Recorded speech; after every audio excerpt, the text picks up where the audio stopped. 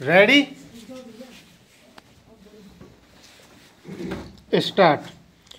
महोदय, कोंकण रेलवे परियोजना जिसके बारे में हमने पहले बहुत कुछ सुन रखा है, वास्तव में बिना सरकारी बजटीय सहायता के राष्ट्र के पुनर्निर्माण का सफलतम प्रयोग है।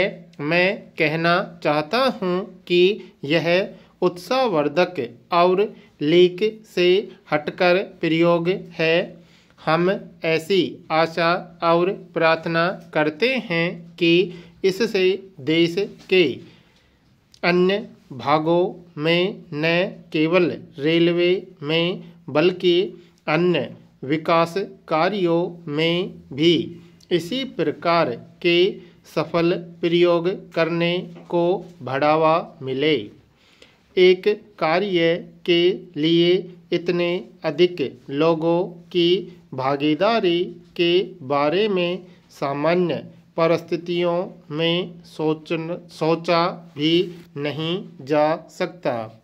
यदि मेरा हिसाब सही है तो 4 राज्य सरकारें, 3 रेल मंत्री, वित्त मंत्री तथा 2 राजनीतिक दल इस एक रेल लाइन के कार्य से जुड़े रहे हैं, जो किसी एक दल की नहीं है और दलगत भावनाओं से ऊपर है। इसीलिए मैं इसे राष्ट्रीय पुनर्निर्माण का काम कहता हूँ। कभी कभी मुझे आश्चर्य होता है कि हम झगड़ते किस बात पर हैं। इस रेलवे लाइन का श्रेय किसे जाता है? किसी एक को नहीं, इसका श्रेय सभी को है। इसे हम राष्ट्रीय प्रयास का एक उदाहरण मानें। हमारा देश गरीब और पिछड़ा हुआ देश है। हम केवल सरकार पर निर्भर नहीं रह सकते, क्योंकि पिछड़े हुए देश की सरकार भी निर्धन होती है। इसे अपने संसाधनों को थोड़ा थोड़ा करके उपयोग करना होता है, क्योंकि हम एक परियोजना समाप्त होने तक दूसरी परियोजना के लिए प्रतीक्षा नहीं कर सकते। हमारा देश अत्यंत विशाल है और हमें सभी क्षेत्रों की मांगों पर एक साथ ध्यान देना है। अधिकांश लोग ऐसा कहते हैं और उनका कहना सही भी है कि हमारे संसाधनों का इस्तेमाल इतने विशाल क्षेत्र में और प्रत्येक क्षेत्र में बहुत अल्प मात्रा में होता है, जिसके कारण अत्यंत विलंब और अपव्यय होता है।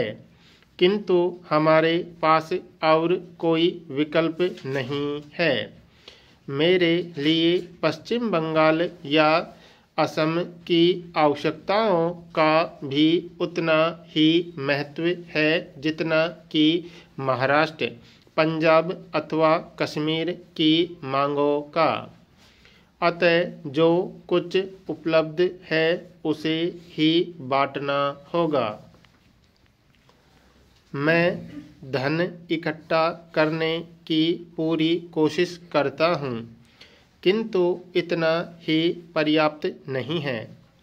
हमारी आवश्यकताएं बढ़ रही हैं, हमारे आग्रह बढ़ रहे हैं और मेरे विचार से इस स्थिति से उबरने का एक ही मार्ग है कि लोग अपनी छोटी छोटी बचत से, अपनी कम आय से भी कुछ पैसा निकाल कर अलग रखें। चाहे आप उसे अपनी सहायता के नाम पर रखें या अपनी आत्मनिर्भरता के लिए। यही बात इस परियोजना पर भी लागू होती है। मैं इस परियोजना की अवधारणा तथा इसके कार्यान्वयन से जुड़े हुए सभी लोगों को बधाई देता हूँ। मैं आशा करता हूँ कि यह काम द्वितीय चरण में भी चलता रहेगा और जो भी कठिनाइयाँ आज हमारे सामने दिखाई पड़ रही है वे दूर हो जाएंगी। मुझसे कहा गया है कि यह काम करने के लिए केंद्रीय सरकार को अपना फार्मूला बदलना होगा। मैं फार्मूले बदलने को तैयार हूँ। महोदय, केवल मुझसे धन की मांग न करें, क्योंकि वह हमारे पास है ही नहीं।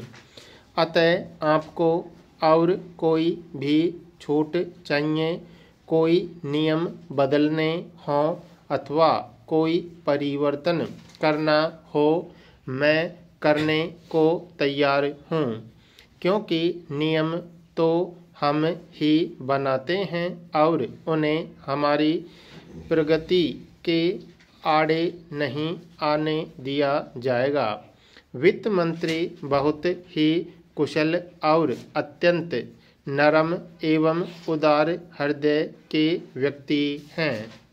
उन्होंने एक उदार एवं विकासोन्मुखी बजट प्रस्तुत किया है, क्योंकि जो कुछ लोगों के पास है उसे निचोड़ना नहीं चाहते।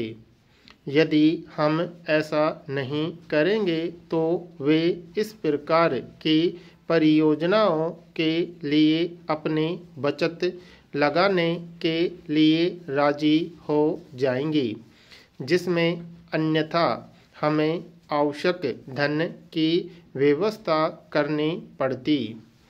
अतः जनता को उत्साह दिलाने, आत्मनिर्भरता की भावना जगाने के अतिरिक्त धन की व्यवस्था करने का यह अत्यंत उत्तम विकल्प है।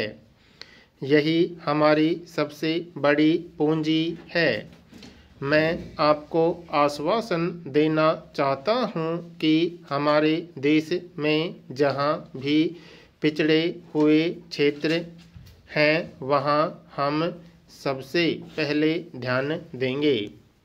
उदाहरण के लिए वर्तमान पंचवर्षीय योजना में 30,000 करोड़ रुपए की बड़ी धनराशि की व्यवस्था ग्रामीण विकास के लिए की गई है। हमने अपनी अर्थव्यवस्था को उदार बनाया है, इसलिए हम बहुत सी परियोजनाओं के लिए धन दे पा रहे हैं, अन्यथा यह सोचा भी नहीं जा सकता था। मेरे विचार में निकट भविष्य में सरकारी स्रोतों के अतिरिक्त अन्य स्रोतों से यह काम अधिक संभव होगा। सरकारी स्रोत अब समाप्त हो चुके हैं। सार्वजनिक उपक्रमों से हमें आशातीत लाभ नहीं मिल सका, इसलिए हमें अपने देश की प्रभुसत्ता को संकट में डाले बिना अन्य विकल्प खोजने हैं। जो भी देश के लिए अच्छा होगा, हम निर्भर होकर निश्चित रूप से वही काम करेंगे, किंतु देश के बाहर से हमें कोई कुछ करने या न करने का आदेश नहीं दे पाएगा। यह मेरी राष्ट्र के प्रति वचनबद्धता है। यह क्षेत्र इस राष्ट्र के सबसे व्यस्त औद्योगिक क्षेत्रों में से एक बनेगा। खुशहाली में देश के किसी भी अन्य क्षेत्र का मुकाबला करेगा और आर्थिक प्रगति लाने वाला देश का गौरव बन सकेगा। आइए हम सब मिलकर ऐसा ही करें।